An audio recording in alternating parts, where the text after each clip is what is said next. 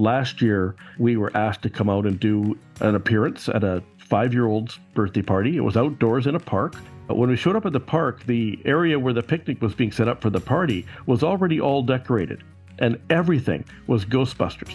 The tablecloth was Ghostbusters. The streamers in the trees were Ghostbusters. There was flags everywhere, Ghostbusters. This little boy was in his full Ghostbusters jumpsuit, wearing his proton pack already. This guy's 5. This movie came out in 1984, and this guy knows all the lines, and he's 5. He was so excited to see us. That's Sean Jamieson of the BC Ghostbusters. The group of super fans of all the gear, and they love to bring it out to raise money for charity. After all, who are you going to call? Ghostbusters. Thanks for making time for us today, Sean. My pleasure. Tell me about the BC Ghostbusters. How did the group get started? It started back in 2010 when a group of us went to a Dan Aykroyd signing to get his autograph, and we all showed up in Ghostbusters outfits and costume. We got talking about starting up a group, and Dan was very encouraging to us about that. He wanted us to do that. He told us it was really about attitude as we started our group. And I wasn't there at the onset, of course. And then it really began to take off as we got more and more members into our group and got a little more organized and started doing appearances and charity events. I got started in the group myself about 6 years ago. My wife knew that I was very much into the Ghostbusters, but she found out that she could hire them to do a thing for my birthday. And so she had set it all up that we were at a movie theater and that they would intercept us there. And so they kidnapped me at the end of the movie, put me in a jumpsuit and put me in the Ecto One and took me out into the public to do some ghost busting. And we ended up at a mall in Langley where we couldn't take 2 steps without everybody coming up wanting to take pictures with us. You know, they wanted pictures with the car, they wanted pictures with us. We were walking in the mall and people were coming up. Shop owners were coming out of the shop saying, "Hang on, everybody, I got to get a picture with these guys." and one gal, she came up to us and said, "So what do you charge?" And we said, "Well, for what?" They said, "Well, I've got some problems at my house with some ghosts, and we're wanting to know what you charge." And we said, "Well, we're just in costume. We're just playing around." And she goes, "But could you come anyway?" So she thought we were serious. So we had a blast, and that was my induction into the Ghostbusters of British Columbia. And I've been with them ever since. For a fun Friday night, did the BC Ghostbusters go out and look for spirits, maybe capture some ectoplasm in that trap gizmo, or what kind of trouble do you get in? Oh, we get into trouble.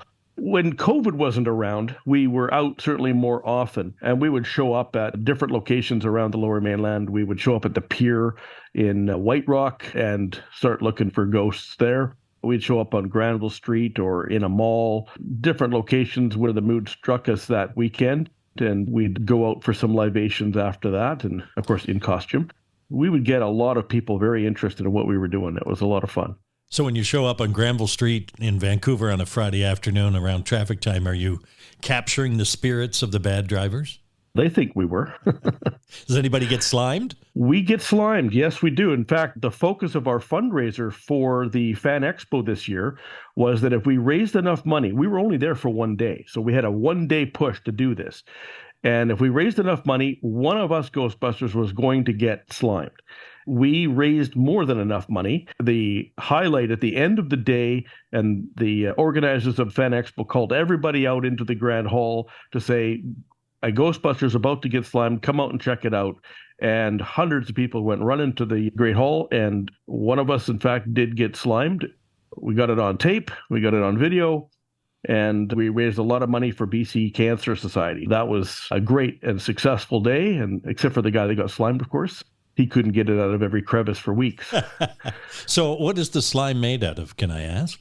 Yeah, in this case, it was Palmolive dish soap, green Palmolive dish soap. About 10 whole bottles of it, mind you. You mentioned that you get into this because your wife hired the guys to take you out on your birthday. Is that a thing? Is that what you do now, is you show up at birthday parties by request? Yeah, we do. It's very seldom is it an adult birthday party. That's a unique request that they had gotten, and I guess I'm a big kid at heart, so they obliged. But we do children's birthday parties, and special needs children often are the ones that make the request. When they ask, it's by donation. So if they want to make a donation to our charity, then that's how they get us booked. During COVID, of course, we also didn't do very many of them, but we did a couple very memorable ones. Last year, in particular, we were asked to come out and do an appearance at a 5-year-old's birthday party. It was outdoors in a park, so we felt that was fairly safe. And a bunch of us showed up in Ecto One car in costume, and we made an appearance. And this boy was very excited to see us. Let me set the stage here for you, because when we showed up at the park, the area where the picnic was being set up for the party was already all decorated. Picnic tables and such were all had the tablecloths on them, and everything was Ghostbusters. The tablecloth was Ghostbusters. The streamers in the trees were Ghostbusters. There was flags everywhere, Ghostbusters. This little boy was in his full Ghostbusters jumpsuit, wearing his proton pack already. This guy's 5. This movie came out in 1984, and this guy knows all the lines, and he's 5. He was so excited to see us. So we had our ghost traps and our PKE meters and our proton packs, and we brought some music, so we're playing the Ghostbusters theme song. And this kid was just over the moon. And then we gave him a picture with him and us all posed together in a nice frame and as a memento for the day. And of course, his parents made a very generous donation to our charity. That was one of those special days where this kid's not going to forget this. And everybody that was at the party was quite impressed with the way the whole day unfolded. Now, that was just last year. The year before, when we were in the depth of COVID and mask wearing was mandatory and people weren't going out of their homes, but we had a special request of a disabled boy who really wanted to have us come by. And so we did a drive-by visit. So we all showed up, and there was even a couple of other superheroes that joined in. I think Spider-Man was there. And we came out to his home, and we were outside, and he was in the doorway. We did our big hello and gave him a whole bunch of gifts and played the theme song and did a bit of dancing. And he was thrilled. Just amazing to see that these guys would come and support his birthday. We're all wearing masks. They were all wearing masks. It was a unique experience. And we put some neat pictures together and sent them to the family after we were done. So it was a drive-in, wave, and drive-out kind of thing. And we had the Ecto car there as well. We tried to give them as best a package as we could under the COVID circumstance. When I was looking at Facebook for the BC Ghostbusters, Sean, I stumbled across the fact that there are many different chapters of North America Ghostbusters. I really didn't realize it was a thing. There's multiple chapters in many provinces and many states. I don't think every province has a chapter registered yet, but there's certainly Ghostbusters in every province and hundreds of chapters across the U.S. and around the world. I mean, there are some countries that have really taken this by storm. Singapore, for example, has thousands of members in their Ghostbusters chapters. And they all showed out in force back when the 2016 Ghostbusters movie came out, the one with all the ladies in it. They showed up at the premiere, all in costume. In fact, they organized a Guinness Book of World Records attempt to have how many people could show up in mass as the No Ghost logo, which is the red slash through the ghost. And so 263 people showed up as No Ghost logo, and they made the Guinness Book of World Records. Paul Feig, who was the director of the movie at the time, he was there with Melissa McCarthy, and they witnessed all of the incredible fandom that was there, and were there for the red carpet and the premiere of the movie. The fans were just over enthusiastic about that movie there, and the premiere there was one of the big highlights of premieres around the world. You know, there's chapters in most countries. Australia, England has a huge following, all of the UK there. There's a great chapter in Scotland. So yeah, they're everywhere. When Today in BC continues, Sean Jamieson talks about the Ghostbuster props and how they get around. Hey, it's the Moj, Bob Marjanovic. Join me on the Moj on Sports podcast on Black Press Media at todayinbc.com. Listen into conversations with well-known athletes and celebrities as we look behind the scenes at these successful people. Listen in to the Moj on Sports podcast on todayinbc.com. You'll also find the Moj on Sports podcast on iTunes, Spotify, Amazon, iHeart, YouTube, and Google Podcasts, as well as mojonsports.com. Why spend hours searching dealerships, comparing makes and models? Find the best of BC's inventory in one place, todaysdrive.com. You'll have access to inventory across BC, where you can easily find a vehicle that fits your needs and gets you where you need to go in comfort. Get in the driver's seat. Don't miss out on the many options we have available for you. Powered by Black Press Media, todaysdrive.com connects you with exclusive new and used car deals. Today in BC is a Black Press Media podcast. I'm Peter McCully. Sean, do you have a 1959 Cadillac to get around in? I heard you mention Ecto One. And where do the props come from? The proton packs, the gizmo, belt holder, and all of that? Unfortunately, we don't have a 1959 Cadillac Meteor ambulance to get around in. They are in short supply and very expensive. There is a fellow that owns one here in British Columbia. He's not part of our Ghostbusters group, but he is a friend of our Ghostbusters group.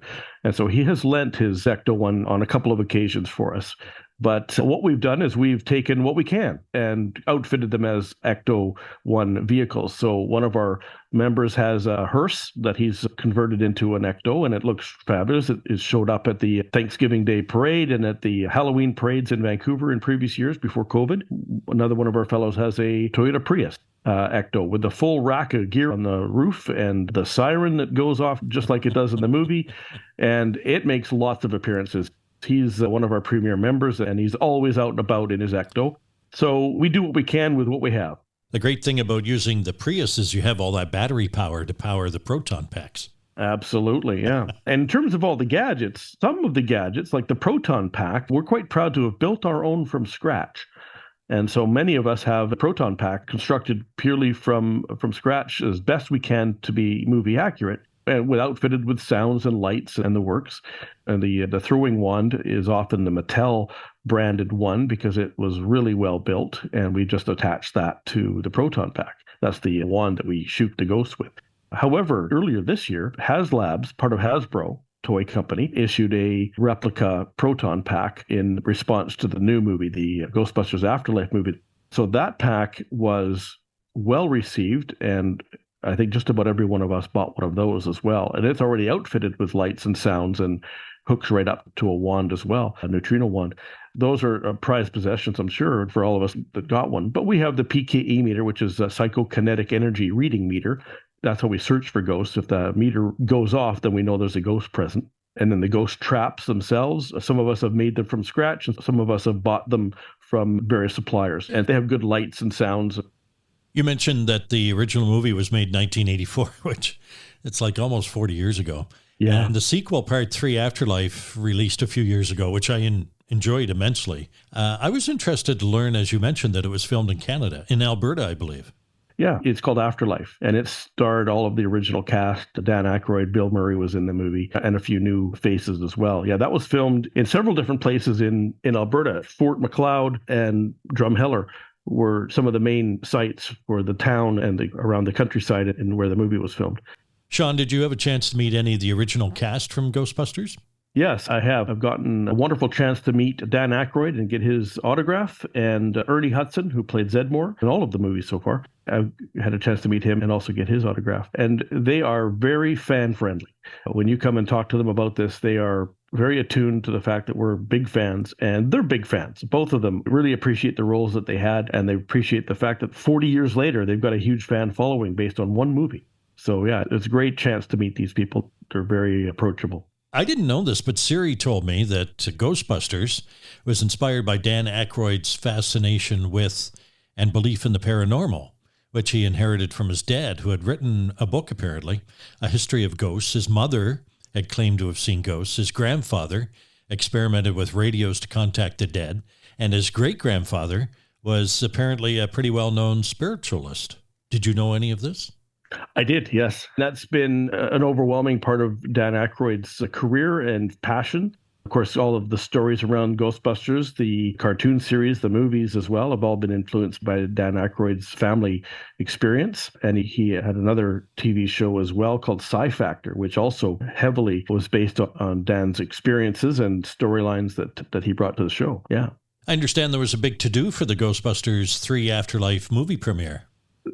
We were invited to attend the premiere in Los Angeles, and many of us did, and we were well received, and there were hundreds and hundreds of us there from the chapters all over North America, and they really treated us well. It was quite impressive that the Sony Pictures and Ghost Corp would take the time to recognize the fans as a big part of the premiere. Singapore, like I mentioned, also did a big do and a huge red carpet event. Paul Feig and other cast members were there to welcome all the fans and reveal the premiere of the movie. Lots of people showed up in costume. It was a great way to launch the movie. The original Ghostbusters movie was a pretty big hit. It was only one of 4 movies that year that made more than $100 million at the box office. Ghostbusters was a pretty big deal. They launched a multimedia franchise. There was a TV series, animated series, video games, board games, comic books, clothing, music, haunted attractions. Have you been a collector of the memorabilia? I have, right since the first movie. It started when McDonald's had Happy Meal toys that were Ghostbusters toys, and I made sure I got the complete set and had many of the toys and comic books and books that came out back then, still have them. I've always been on the hunt for new Ghostbusters-related items, and believe it or not, I find them wherever I go. Do you go to work every day carrying your Ghostbusters lunchbox? I don't think my image at my job would look as good if I was showing up as a financial planner at a big financial firm and I'm carrying my Ghostbusters lunchbox. But are your clients into the Ghostbusters? I have quite a few that are, yes. In fact, I sent out an open invitation to come and see us at Fan Expo this year. And to my surprise, many clients and their families showed up and said, hey, we made it, we're here, and helped raise some money for us too. They were very generous and helped put us over the top in terms of fundraising. So yeah, they're very supportive. Sean, you've mentioned throughout the interview about Ghostbusters that whenever you charge for an appearance, the money goes to charity. What is the charity? We have 2 or 3 that we use on a regular basis. SPCA is a very favorite charity of ours. Cancer Society is another one. And the other that we use on a regular basis is the BC Children's Hospital. Sean, we'll look for you and your Ghostbusting team wherever we least expect it. And you'll probably be out in full force when the next Ghostbusters movie is released. We sure will. It'll be out this December. And the new movie is tentatively titled Firehouse. It goes back to the roots of New York's Firehouse, where the original Ghostbusters set up their shop. And they are already filming. They started in March, and the release date is expected to be this December. So we will be ready to look for spirits, perhaps Christmas spirits, as we get out there and promote the new movie. I'd like to thank Sean Jamieson for being with us on this edition of Today in BC. If you have suggestions or comments, send a voice message to podcast@blackpress.ca. You may be part of our podcast mailbag segment. You'll find Today in BC podcasts on iTunes, Spotify, Amazon, iHeart, and Google Podcasts.